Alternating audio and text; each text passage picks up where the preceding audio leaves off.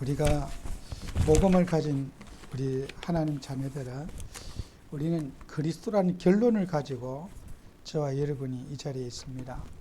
또 하나님의 자녀는 우리는 이제 응답 받으려고 사는 게 아니라 응답 받은 것을 누리기 위해서 사는 거지 않겠습니까? 그래서 우리는 복음 갖지 못한 모든 불신자들, 또 종교인들, 또 복음을 가지고 있지만은 바르게 이해하지 못하고 있는 사람들을 어떻게 우리가 저들을 살릴 수 있을 것인가, 이런 여러분과 저에게 또 고민이 또 있어야 될 겁니다. 그래서 우리가 예수님은 우리에게 누구시냐? 생명이시거든요. 예수 생명. 우리는 여러분 이 세상에 살면서 육신은 살아있지만은 죽은 영혼과 이제 우리가 같이 직장도 다니고 사회생활을 하고 있는 거죠. 그래서 하나님 떠난 인간은 영적인 사망에 놓여져 살아요. 그래서 인간이 시한부 인생이잖아요. 이렇게 태어나서 인간이 생로병사해서 죽는 거예요. 그죠? 그래서 우리는 그 죽은 영혼들이 노력해봐야 인생의 의미가 없지 않겠어요? 그래서 우리 하나님 자녀들은 사람의 영적 상태가 무엇인가? 사람의 영적 상태를 우리가 이해를 잘 우리가 해야 되겠죠. 그래서 성경에 보면은 창세기에 이 표현이 참 잘 되어 있는데, 창세기 6장 5절에서 8절에 보면은 5절에서 8절에 보면은 하나님이 노아에게 이런 말씀을 했어요. 사람이 어려서부터 생각하는 모든 것이 항상 계획이 악하다. 그 마음에 생각하는 모든 계획이 항상 악할 뿐임을 보시고 그랬어요. 이 사람은요, 인간에 있는 모든 것이라 그랬어요. 모든 것이 어떻게 해요? 사람의 마음 속에 있는 모든 것이 악하다 그랬어요. 우리가 사람 속에 나올 게 없다는 거예요. 그래서 우리가요, 이 영적 사실을 모르고 사람들이 사회생활 하면서요, 우리는 눈에 보이는 대상을, 이것을 믿음의 대상으로 삼는 게 인간이에요. 사람 좋다, 훌륭하다, 저 사람 똑똑하다, 인물 좋다, 이걸 쫓아가는 게 세상입니다.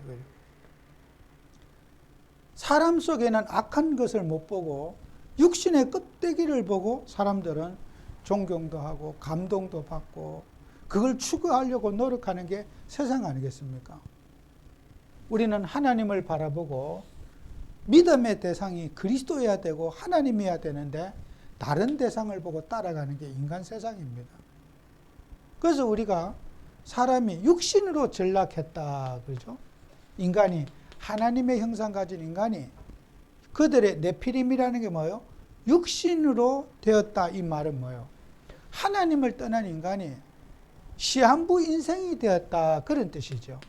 시한부 인생. 그들의 육체가 됨이라 그랬어요. 그들의 날은 120년이 되리라 그랬거든요. 120년 후에 뭐예요? 노아 홍수가 일어나가지고, 이 노아 홍수가 일어나서 다 썰어서 버려서 뭐라 그러라. 그들의 날의 수명은 120년이 되리라. 인간의 모든 꿈, 야망은 하나님이 홍수로 싹 썰어버리겠다는 거예요. 그래서 인간의 업적과 인간의 노력, 여러분 죽고 나면요, 아무 의미 없어요. 의미 없어요. 여러분이 배운 지식도, 또 여러분이 가지고 있는 모든 것도 인간이 홍수 앞에는 의미 없어져요. 아무 의미가 없어요. 의미 없는 인생, 하나님이 120년 후에는 홍수를 통해서 세상에 이 악한 것을 쫓아갔던 거 싹 다 멸할 것이다. 이게 하나님이 노아에게 주신 경고입니다. 이 시대도 마찬가지죠. 이 시대도 인간의 업적, 인간의 탐욕, 인간의 욕구 성취는 죽음 앞에는 아무 의미 없어요. 그냥 다 없어지는 거예요.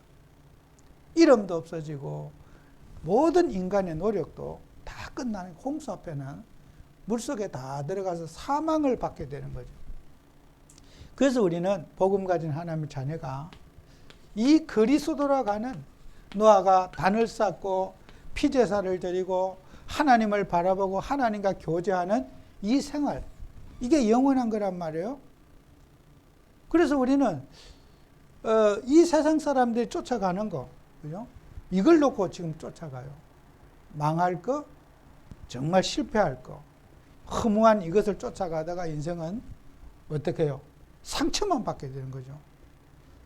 사람 너무 좋은 줄 알고 뭐 같이 결혼했는데 내 기대치에 어떻게 해요? 만족이 안 되는 거잖아요. 그죠? 내 기대치에 사람이 만족이 돼요? 안 되죠. 그러니까 사람들은요, 상처받는 거예요. 성격에 대립하고, 가치관에 대립을 하고, 또 문화에 대한 율법에 대한 대립을 하는 거잖아요. 그래서 하나님은 우리에게요, 이 세상에 사람 믿지 말고 뭘 믿으라 그래요? 여러분요, 인간을 율법 아래 하나님은 인간을 가뒀어요. 사람보다는 사람 믿고 여러분이 살지 말고 사람보다 더 믿을 수 있는 게 뭐예요? 법을 믿어야 돼요. 그래서 여러분은 사회법 또 이런 이제 어떤 우리가 관습 법들이 있잖아요. 그 법을 잘 지키는 우리가 또 돼야 돼요. 그죠? 사람보다는 우리를 법 아래 가뒀어요. 사람은 아예 이건 믿음의 대상이 아니고 하나님을 바라보고 살아야 될 인간이 이 세상에 사는데 여러분을 법적인 인간으로 만들었어요.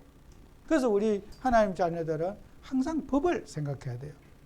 이게 내가 이거 법적으로 어떤 법을 위반한지 아닌지 이걸 잘 따지고 우리가 살아야 돼요. 그래서 법을 무시하면 어떻게 해요? 이제 법에 대한 형벌을 받아요.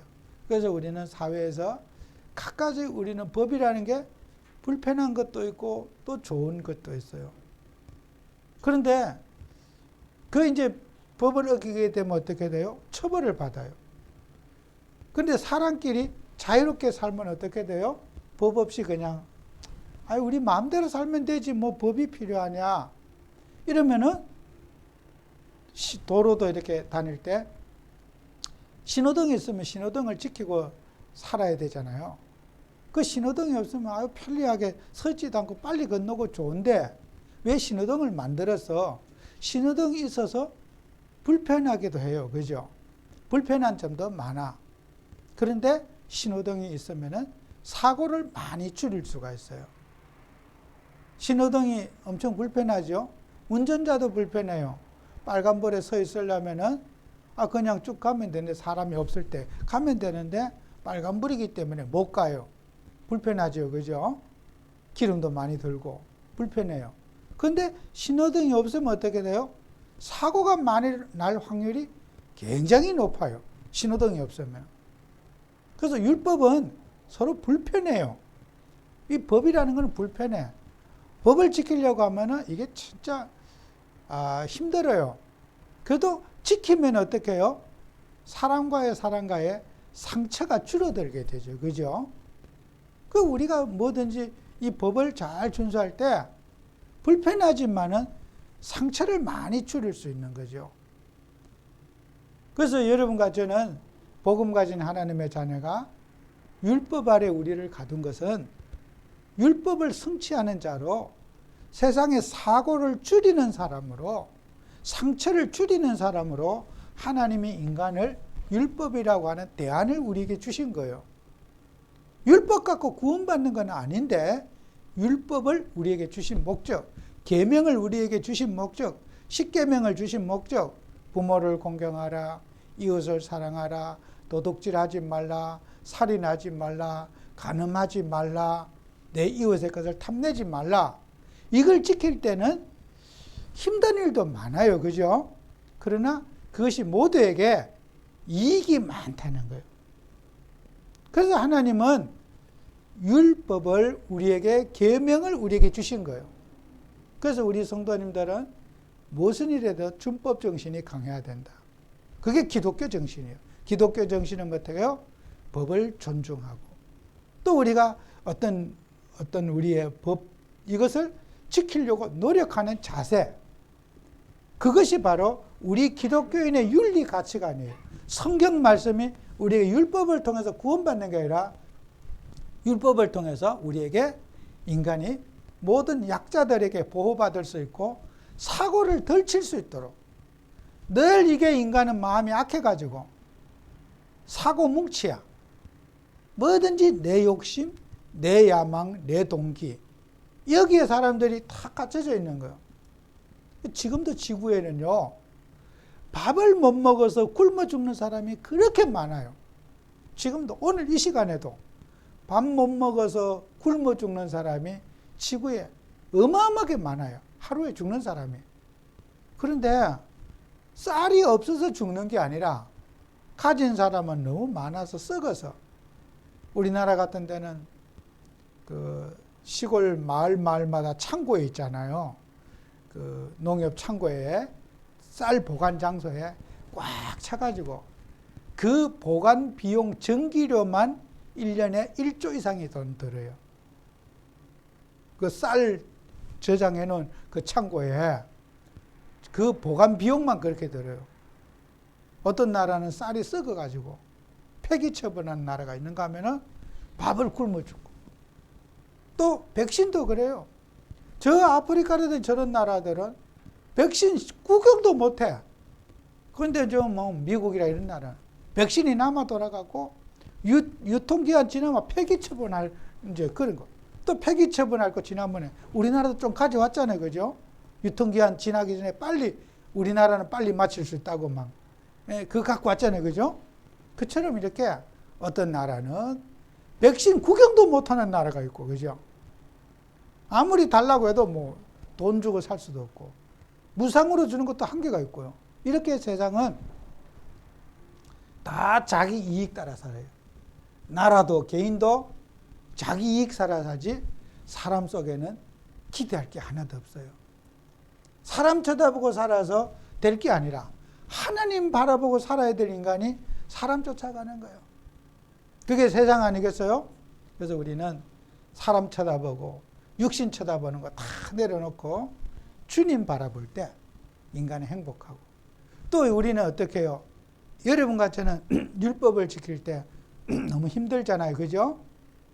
그때 그 율법에 힘든 율법을 은혜롭게 지키는 방법은 이 율법을 성령으로 완성해라. 이거죠. 성령의 능력으로 율법을 성취해라. 이 사랑이 돼야 말이죠. 그죠? 미움과 감정이 막 가득한데, 막 아무리 성경 말씀에는 내 이웃을 내 몸같이 사랑하라 그랬는데, 사랑이 우러나와야 되는데, 사랑이 안 되고 미흡기만 한 거야. 얄밉기만 해. 그리고 어떻게 해야 돼요? 하나님의 은혜를 입어야 되는 거야. 성령의 능력으로 율법을 이루어가야 되는 거예요. 우리가 율법을 지킬 수가 없잖아요. 그죠? 내 이웃을 내 몸과 같이, 남의 것도 뺏고 싶은데 내가 어떻게 남에게 이렇게 베풀 수 있겠어요. 그죠? 내가 더 가지고 싶은 내가 남에게 어떻게 배려할 수 있겠어요? 인간의 탐욕이 너무 큰데. 여러분 뉴스도 보잖아요.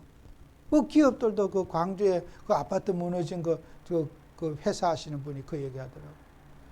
이게 지방 아파트들이 많이 지어지고 하니까 이게 아파트 값의 폭락은 불가피하대요. 기업들이 너무 잘 알잖아요. 집 지은 놈이 더 잘 알잖아요. 빨리 지어가지고 막 그 광주시청에다 다시 그 설계를 변경해가지고 내리기 전에 빨리 지어서 빨리 팔으려고, 하루라도 빨리 지어서 빨리 파는 게 자기한테는 이익이라고 하니까 그걸 어떤 그 건축 공법을 변경을 신청했대요.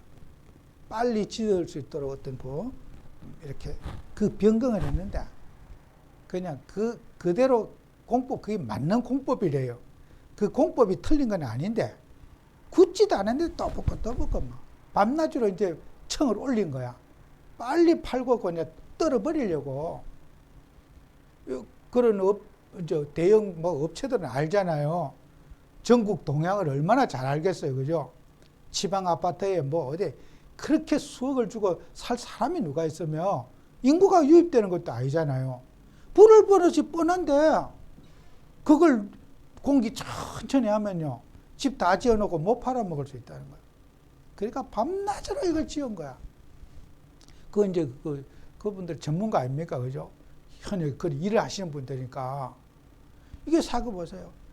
업체들도 그러면 비쌀 때 빨리 지어가지고 빨리 팔아먹고 이익 남기고 그걸 그 집 산 사람들은 완전히 개털되는 거잖아요. 그죠? 이 세상 사람 보세요. 이게 돈을 벌었다. 돈의 이동이라. 돈은 가만히 있는데 돈이 이쪽으로 몰리면 이쪽이 부자 되고 이쪽으로 몰리고 나면 이쪽은 또 가난하게 되는 게 돈의 이동을 통해서 부자 가난뱅이가 결정되는 거예요. 돈이 어디로만 부자가 많이 갖고 있으면은 그죠? 누군가는 그 돈이 또 이쪽으로 와 있단 말이에요. 그죠?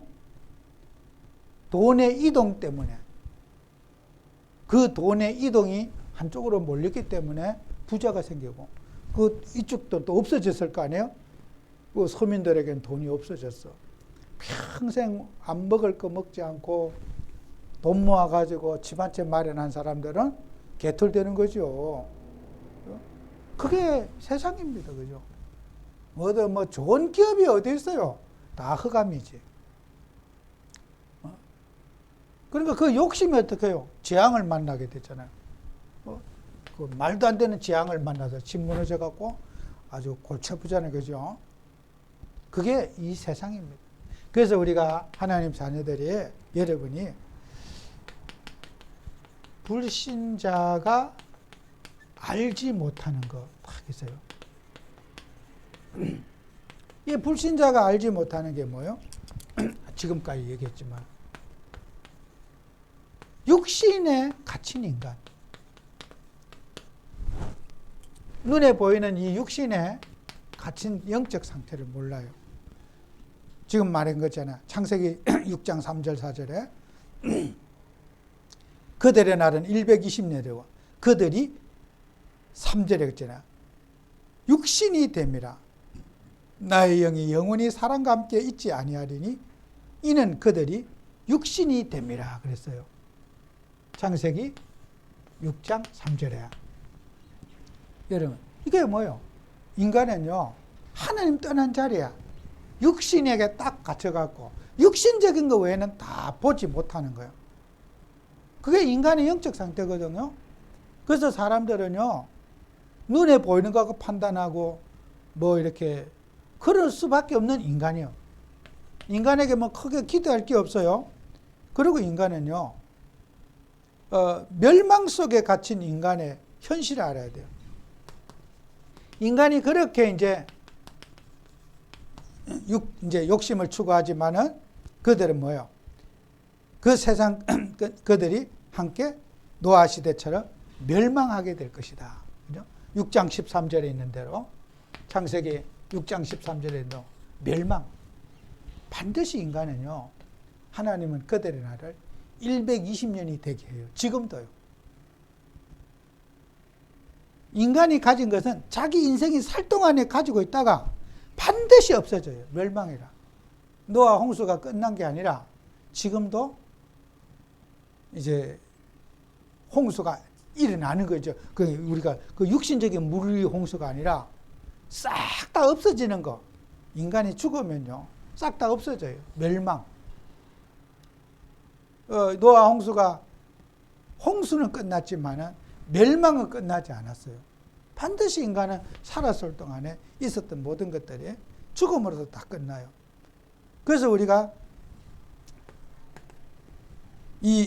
여러분이 사망 상태에 놓인 인간. 인간이 전부 다 사망이에요. 그래서 이사야서 13장, 우리 마태복음 13장 14절에 인용한 그 내용이다. 이사야가 그들에게 예언이 이루어졌으니 일렀을 때 너희는 듣기는 들어도 깨닫지 못할 것이요 보기는 보아도 알지 못할 것이라. 또 사도행전 28장 26절에도 너희는 듣기로 들어도 도무지 깨닫지 못하며 보기는 보아도 도무지 알지 못하리라. 인간은요, 보고 듣고 아무리 해도 뭘 못 깨달아요. 영적인 것은 절대로 못 깨닫는다는 거예요. 인간이 못 깨달아요. 이게 인간의 영적 상태라. 듣기는 들어도 못 깨닫는 거예요. 그래서 우리가 교회 다니는 성도들도 예수님을 영접해서 하나님 자녀가 돼야지 성경 말씀을 깨닫게 되고 믿음을 깨닫지요. 마귀 자녀가 교회에 와서 예배 드려도 못 깨달아요. 그냥 목사가 훌륭한 분 이 정도 알지 하나님 말씀을 못 들어요. 마귀 자녀. 예수님을 영접한 하나님의 자녀가 말씀을 듣는 거거든요. 마귀 자녀들은 이 하나님 말씀 절대로 못 깨달아요. 그래서 여러분들은 하나님의 자녀가 받은 성도가 받은 성도의 축복을 여러분이 알아야 돼요. 내가 어떤 축복을 받고 있는가? 그래서 요한복음 14장 16절에 있는 대로 예수님은 길과 진리요 생명 되신다 그랬어요. 예수님은요 우리에게요 새 생명을 주셨어요. 죽은 영혼 속에 예수님이 들어가서 생명이 우리 속에 떨어졌어요. 그 생명의 성령의 인도를 받는 게 우리 신앙생활의 가장 본질이에요. 그래서 성령 인도 받아 어떻게 해요? 여러분들이 하나님 자녀가 기도해야 되지 않겠어요? 그래서 여러분요 요한복음 1장 12절에 영접하는 자에게는 하나님의 자녀가 되는 권세를 주셨다. 우리는 신분의 변화를 통해서 축복을 받는 거예요. 행동이 지난주에 했잖아요. 사울이 아무리 귀신이 들렸다 할지라도 다윗이 사울 왕을 죽일 수 없었던 것은 기름 부음 받은 자이기 때문에 죽일 수 없다 그랬어요. 다윗이. 그 말이 뭐예요? 막이 떨린 하나님의 자녀라는 거예요. 하나님의 자녀는 죽이면 안 된다는 거예요. 그는 천국 백성인데 그 사람이 악한 행동을 하고 이상한 짓을 한다고 해서 내가 나를 해친다고 해서 죽으면 되느냐? 하나님 자녀가 아니냐? 기름 부음 받았다면 하나님 자녀가 아니라는 거예요. 여러분도 마찬가지예요. 우리 교회 안에 있는 성도들, 복음 가진 하나님 자녀들은 행실이 이상해도 이상한 하나님의 자녀예요. 그래요? 여러분, 우리는 자칫 하면요, 신분을 놓칠 수가 있어. 저 사람은 나쁜 사람이야. 나쁜 사람이지만은 하나님 자녀예요. 행실 나쁜 하나님의 자녀야. 하나님의 자녀는 절대로 우리는 해쳐서는 안 돼요. 하나님의 소유이기 때문에. 그죠? 여러분은 행실 좋은 사람만 구원받아야 된다. 틀린 거예요. 행실 좋은 사람만 교회 다니다. 그게 속는 거예요. 교회는 행실 나쁜 사람이 교회에 와야 돼요. 그래서 행실 나쁜 사람이 교회에 와서 새로운 삶을 살아갈 수 있도록 치유하는 것이 교회지 행실 좋은 분들이 교회에 와야 된다 이래 생각하면 안 되는 거예요. 우리 교회는 왜 이러냐? 그 좋은 교회예요. 교회는요 이상한 사람들 많이 와야 돼요. 그래서 우리가 한국교회 처음에 이렇게 교회에 이렇게 선교사님들 와서 이 나라에 복음을 전할 때는 한국교회가요 전부 다 여자들은 남편에게 얻어맞는 그런 여자들, 또 남편들은 술 먹는 사람들, 그래가 너무 그게 많으니까 가정폭력 심하고요 술주정뱅이 많고 이래가지고 선교사님들이 와가지고 첫 번째 한 게요 이 복음을 전한 게 아니고 뭐 했어요? 금연 금주 운동했어요. 예수님 운동하지 않고 술 안 먹는 운동, 담배 안 피는 운동, 이거 운동했어요. 금연 금주 운동. 그래서 전 세계 기독교 가운데 우리나라가 유일하게 교회 다니면 술 먹으면 안 된다는 이 말이 생긴 거예요. 야, 교회 다니면서 술 먹냐? 이 말이 생기게 된 게 선교사님들이 그렇게 전도했기 때문에 와가지고 하도 술 가지고 가정에 폭력하지요. 하여튼 막 길거리에 오줌 싸지요. 별짓 다 하고 막 하여튼 행패 부리고 동네 뒤집고 이러니까 술 때문에 이러니까 술 안 먹는 운동한 게 첫 번째 우리 선교사는 한 운동이 술 끊기 운동했어요. 그때는 어떻게 제일 좋아하는 사람이 누구요? 동네 아줌마들이 제일 좋아했어. 이야, 술만 끊을 수가 있다면. 저놈은 술만 먹으면 나두들 패지, 자식들 패지, 집 난동 피우지. 어떻게, 이야, 교회 좋구나, 막.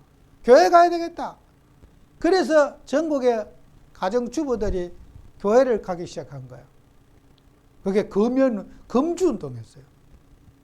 그래서 몇십 년이 지난까지도 제가 어릴 때마다 교회 다니면 입에 술도 대도 안 단다고 생각을 했고, 심지어는요, 성찬식 할 때 그 포도주 먹잖아요.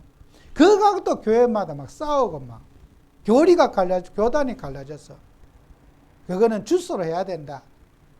알코올이 들어가면 안 된다. 막. 이런 식으로 교회가 알코올하고 전쟁을 벌였던 거예요. 성경에 없는 내용이에요, 그거는. 한국교회의 전도운동이 그런 운동이었어요. 선교사님들이 만드는 운동이었어요. 지금 그런 말 이제 세월이 지나니까 최근에 와서 그런 말 하시는 분이 없는 것 같아요. 제가 못 들어봤어요. 한 20년 전만 해도요. 그런 말이요. 그냥 야, 교회 돈 놈이 술 먹냐. 이게요. 그냥 보편 교회 다니면 술 끊어야 된다. 또 술 먹는 사람도 난 술을 못 끊어서 교회 못 간다. 대부분 나이 든 분들은 나 술 때문에 교회 못 간다. 이렇게 술 못 끊기 때문에 난 교회 못 간다. 이렇게 사람들이 인식할 정도로 교회는 술을 먹지 않는 그 단체로 세상 우리나라의 사람들이 알고 있었던 그 인식이었어요. 우리는 하나님 자녀가 술 먹어도 하나님 자녀라. 그래서 우리는 많은 사람들이 복음 가진 하나님의 자녀가 교회 다니다고 술 먹었다고 막 교인 뭐 제가 술 먹는 분에게 이런 말 하죠. 당신이 술을 아무리 먹어도 당신 속에 있는 성령은 술 안 취한다.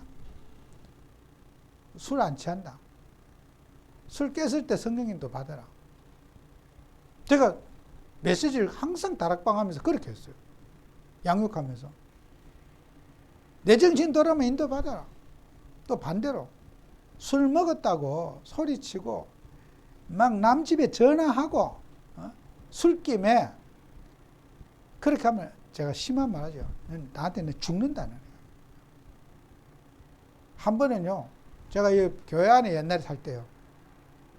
술만 먹으면 이 사람 전화해 나한테. 12시 1시도 없어. 뭐 하여튼 쓸데없죠. 그리고 온 그 가족들 온 일가친척한테 밤늦은 시간에 전화를 한대. 나는 뭐 자다 일어나 전화 받아보면 내가 여기 오라 그랬어. 그럼 뭐 소주를 뭐 6병인가 먹었대. 내가 그때만 젊으니까 차례 열중시험부터 시켜. 너 기어가 막혀가지고 놀래가지고 차례 열중시험 막 착착 하더라고. 여기서 저기까지 그럼 똑바로 가고 한 번만 너 삐딱거리고 가면은 너 죽는다. 똑바로 걸어. 똑바로 걸어가더라고. 이렇게 한 번만 너 나한테 전화하고 술 먹었을 하면은 너 나한테 죽는다. 그 후로 전화 안 왔어. 술 깨고 뭐라 그런 줄 알아요? 나한테 너라 그러더라고. 너 목사는 나는 다른 줄 알았대. 세상 사람하고. 네가 나한테 그럴 줄 몰랐대. 다 기억하는 거야. 그래 내가 그 하나님 자녀가 되고 하나님의 은혜를 입어서 내가 너 이 정도지. 안 그랬으면 너 죽었다 너 나한테. 그 요 옆에 요 삼거리에 그 구멍가게가 그분의 친척이라. 그분 얘기가 말도 꺼내지 말라는 거야. 술만 먹으면 전화 와갖고 그 후로 전화 안 온다 그러더라고. 술이라는 핑계를 대고 남의 집에 막 밤새도록 전화하고 엇소리하고 저는 그거 용납 못해요. 술 먹으면 그래 되는 거요? 그 사람의 행실이 그 술을 이용해서 자기가 행동을 이상하게 하려고 하는 거예요, 그게. 진짜요. 그래, 언제 한번 여기서요, 내가 너, 뭐, 그래, 술 먹고 왔길래 잡으려고 따라갔는데 내가 못 잡았어요. 얼마나 걸음이 빠른지. 저 성결교 앞에 제가 따라갔거든요. 잡으려고. 술 그렇게 챘는데 저보다 더 빨라요. 도망가는 속도가. 제가 못 잡았다니까요. 제가 이 젊었을 때요. 그 술 넣어가지고 행패 부리는 사람. 제가 완전히 그거는요. 자신 있어요. 술 먹었다고 합시되고 미친 척하고 술 먹었다고 하면서 함부로 하는 거 있잖아요. 미치지 않으면서 미친 행동하는 거. 소리 지르고 꽝 지르고. 정말 이성을 잃어서 소리 지릅니까? 술 안 먹은 사람도 그런 사람 많아요. 이성을 잃지 않았어요. 정신이 말짱한데 소리 지르고 막 미친, 술 먹은 보다 더 미친 척 하는 거 있어요. 그런 건요, 어떻게 해요? 몽둥이뿐이 없어, 진짜. 아니, 정말 미쳐갖고 소리를 지르고 난동을 피우면은 그 병원에 가두면 되잖아. 근데 술 안 먹었는데도 그 짓 하는 사람이 있어. 그건요, 뭐 잘못 들어간 게 있어요, 그래요. 우리 요즘에 그런 길거리 소리 지르는 거, 술 안 먹었는데도 소리 지르고 싸울 때만 동네가 떠다나 치는 사람이 그 더러운 습관이 들어가서 그래요. 정말 이성을 잃어서 그런 게 아니잖아요. 동네방네 소리치는 그 인간들이 돌아서 그런 게 아니에요. 정말 돌아온 것 같으면 병원에 집어넣으면 돼요. 그죠? 그 정도로 자기 생각을, 감정을 컨트롤하지 못하는 사람이라면 병원에 가야죠. 119 불러가지고. 그런 정도가 아닌데 소리치고 막 난리를 치는 거예요. 어떻게 해, 그놈아? 그거 두둑 패버려야 돼요. 패도 안 된다. 요즘 뭐 패만 또 감옥 가겠지만은 가족들이 다 단결해갖고 동의서 써갖고 병원에 집 한 번만 집어넣어버려요. 그 가족들이 사인하면 되거든요. 우리 집에 누가 미쳤으니까 가족들이 단체로 병원에 한번 집어넣어버려야 돼요. 진짜 그거는 미친 사람, 안 미쳤는데 미친 행동하는 거는 한번 집어넣어놔 좋다고 생각해요. 그거 흉내 내는 거잖아요. 그죠? 어린아이들도 마찬가지예요. 병원에 도움을 받아야죠. 어떡하겠어요? 요즘에 그런 거 때리거나 그러면 감옥 갑니다. 두들 패보세요. 그럼 경찰에 신고하면 그 때린 사람이 잘못이 돼요. 가족들의 동의를 얻어가지고 병원에 격리를 한 달만 격리시켜놔 봐요. 절대로 그 짓 안 할 거예요. 내가 생각할 때. 죽을 때까지 병원 가기 무서워서 안 할 거예요. 정신병원 한번 들어가 봐라. 그 격리된 데 한번 가보면은 진짜 막 소리 지르고 고함치라고 사정해도 안 할 것 같아. 내가 한번 집어넣어 버려야 돼. 그럼 간단해요. 그거 왜 그 간단한, 우리가 뭐 물리적으로 할 수 없잖아요. 그죠? 고의적인 거거든요. 그래서 여러 사람이요, 고의적인 범죄잖아요. 그거는 돌아서 오는 문제가 아니라 고의적인 범죄잖아요. 제가 그런 거 잡는 제가 도사예요. 고의적으로 집에 행패 부리고 안 미쳤는데 미친 척하고 막 그때는 위협을 해요. 막 목사님 막 칼 푹 찌를 거라고 뭐 이렇게 대드는 사람도 있어요. 왜요? 그 겁주는 거예요. 나 미쳤다. 나 건들지 말아라. 이런 식으로 아주 나는 미쳤으니까 내 눈에 비는 게 없다는 거예요. 다 비는 게 있어요. 거짓말 치는 거예요. 진짜 그런 정도면 그 집은 정신병원에 가두면 될 거 아니에요. 119 불러다가. 우리는 사회생활 하면서요, 안 미쳤는데 미친 행동한 사람 많아요. 대부분 나는 99%가 이성을 잃지 않았는데 잘못된 습관이 들어가서 미친 행동으로 하는 사람이 많아요. 누군가 봤거든. 모범 범죄거든, 그게. 내 부모가 막 술 먹고 난동 피워서 나도 화나면 의사 표현할 때 한번 저래 하면 되겠구나. 어릴 때 뭐 본 거야. 그래서 그렇게 하는 거예요, 그게. 모방 범죄예요, 그게요. 왜 우리가 그렇게 해야 됩니까? 모방 범죄를 해야 돼요. 술도 취하지 않았고, 미치지도 않았는데 왜 그래야 되는 거예요? 내가 무슨 표현하고 얼마든지 조용조용하게 내 의사를 얘기할 수 있잖아요. 그게 도란 흉내를 내는 거예요. 나 이성 잃었다. 나 건들면 죽는다. 이렇게 뭔가 자기만의 생각에 딱 갇혀서 그렇단 말이에요. 저는 이렇게 중증 환자들 많이 만나잖아요. 그걸 지금 말하는 이걸 구별합니다. 이 사람이 전자 미쳐서 집에서 다 때려 부셨는지 아니면은 이렇게 나쁜 동기로 이렇게 하는 건지 저는 그걸 이렇게 대화를 들으면서 그걸 분석합니다. 특히 우리 랩런트들 제가 상담도 그렇게 하고 있어요. 정말 돌아가지고 귀신이 들려가지고 이성을 잃은 상태에서 그렇게 하는 건지 아니면 정신이 멀쩡한데 그렇게 하는 건지 저는 그걸 분석합니다. 근데 그 아이들이 그래 나한테 다 얘기해요. 자기 심령을. 내가 그때 일부러 그랬다고. 도란 척 했다고. 그러면 엄마 아빠가 나한테 겁내고 내 의견을 들어주고 그래서 그렇게 했다고 저한테 얘기를 해요. 그 둘이 식사하고 얘기하다 보면 다 자기 솔직한 얘기해요. 정말 귀신이 들려갖고 미쳤다면 그거는 어떤 병원 치료를 받아야 될 거 아니에요. 그 상태가 아니에요. 제가 보면 대다수가 그래요. 제가 상담을 해보면 병원에 안 가도 될 사람들이에요.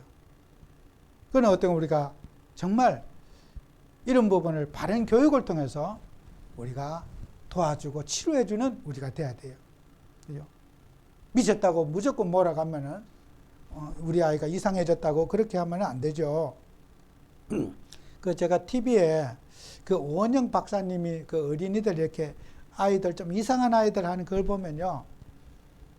참 그분이 그런 부분을 참 잘 다뤄요.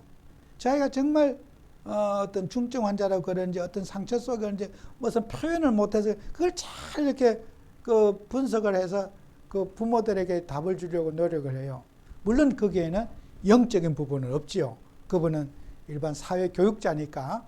근데 우리가요, 이런 부분들을 여러분이 보고서 우리는 이런 하나님 자녀들이 누려야 될 부분을 잘 우리가 도와주는 여러분이 되셔야 돼요.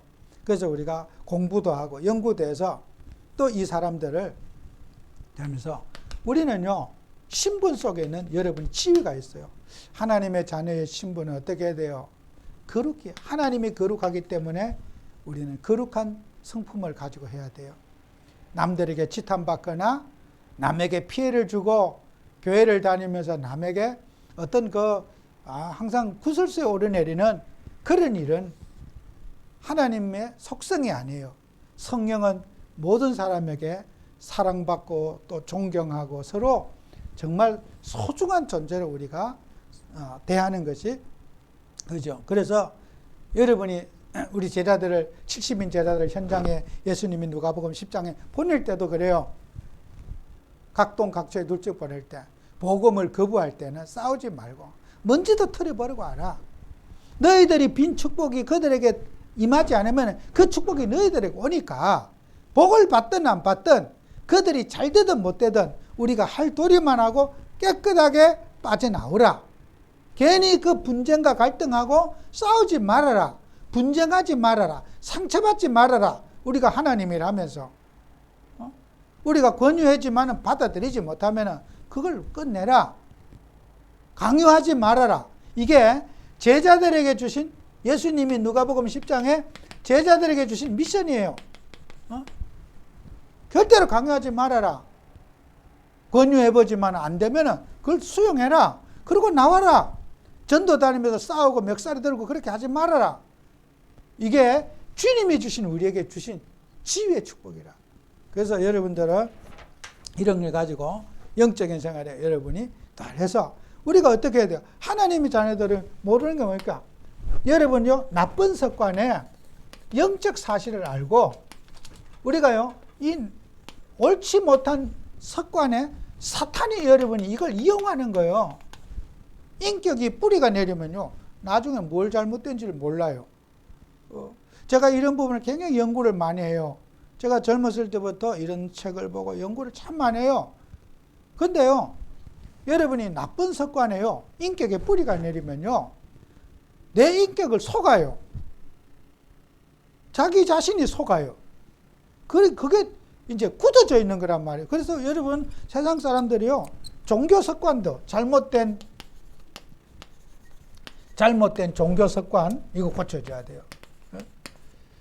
이 종교 습관, 교회 다니면서 잘못된 상처라든지, 어떤 여기에 성경에도 보면, 모세를 위하여 엘리야를 위하였다. 이거 뭐야? 다 율법적이고요. 막 율법적인 거, 막 기적 중심의 삶아. 이거 기적이 일어나야 된다고. 저는 지금까지 생각할 때요, 하나님은 기적의 하나님이 아니다.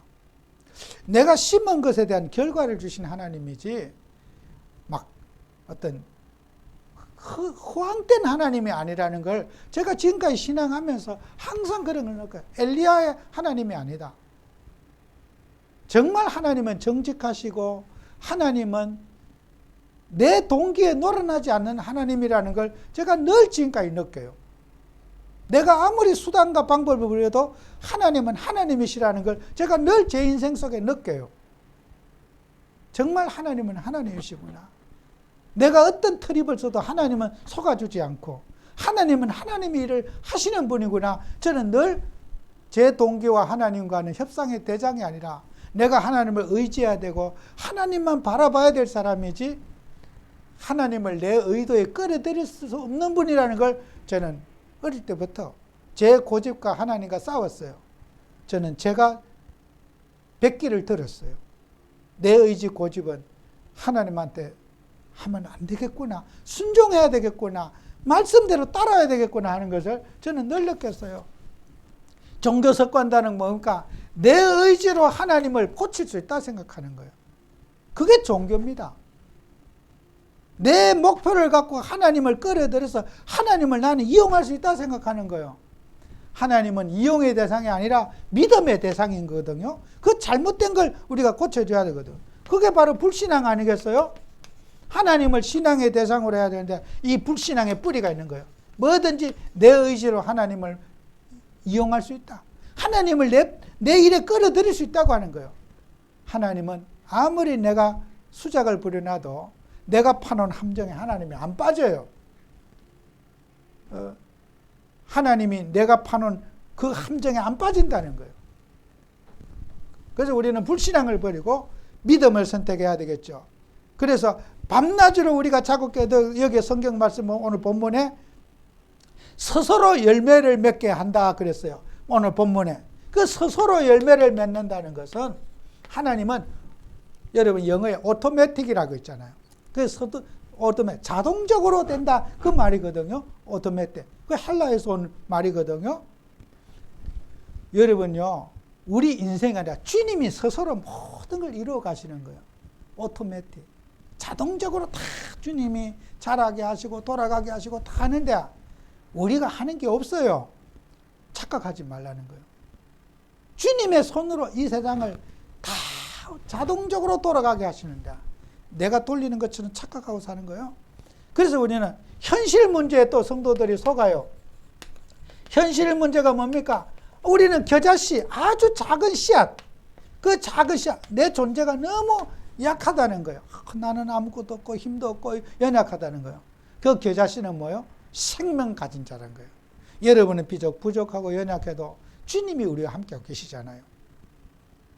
내 현실은 너무 약하지만은 그리스도의 생명이 나와 함께 계시기 때문에 생명은 작든 크든 그거는 망하지 않는다는 거예요.